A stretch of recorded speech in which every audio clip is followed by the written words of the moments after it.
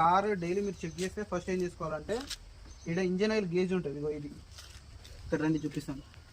ఇగో engine oil gauge ఉందా, ఈ gauge ఇట్లా చెక్ చేసుకోవాలి.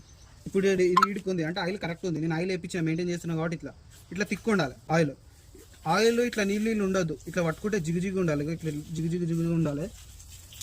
తర్వాత మీరు చెక్ చేసుకోవాల్సింది ఏంటంటే బ్రేక్ ఆయిల్ చెక్ చేసుకోవాలి, తర్వాత మెయిన్ కూలెంట్ చెక్ చేసుకోవాలి.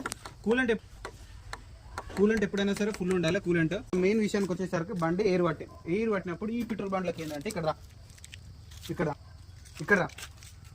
ఇగో ఈ పెట్రోల్ బండ్లకి ఏంటంటే ఇది కార్పొరేటర్ మోడల్, ఇక్కడ కార్పొరేటర్ ఉంటుంది, MP5 కాదు ఇది కార్పొరేటర్.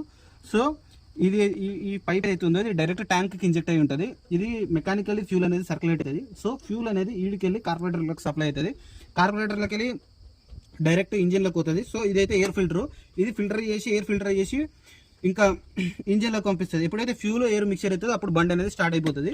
సో ఇప్పుడు ఎయిర్ పట్టింది అంటే మనం ఏం చేయాలి, ఫస్ట్ ఈ ఫ్యూల్ పైప్ అనేది పీకాలి.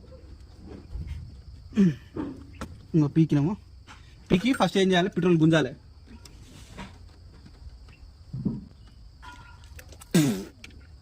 సో ఇట్లా పెట్రోల్ కొంచెం పడాలి. ఇప్పుడు పెట్రోల్ పడుతుంది, ఇట్లా పెట్రోల్ పడుతుంది. నేను చూపించినావా అంత కష్టపడ్డా, చూపించారా? ఏం రాస్తారు మీరు. ఇప్పుడు పెట్రోల్ పడేది కాబట్టి